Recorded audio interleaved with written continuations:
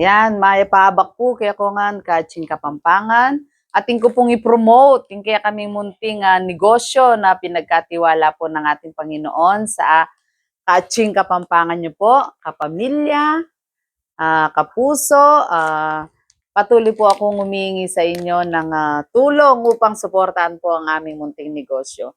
Yung po mga gustong umorder nito sa J. Rose na mga cornic, peanut, tsaka po mga binusa, mag-PM po kayo sa account ni Mary Rose Castro. Sariling gawa ko po yun. Mag-chat lang po kayo doon at kayo po ay pwedeng umorder ng aming mga bagong-bagong luto ng mga peanut. Meron po kaming may balat, meron pong wala, at meron din pong mix. Kagaya po nito, mix ang ginawa ko kagabi. May mga pa-order po ako kagabi, kaya meron pong isang natitira.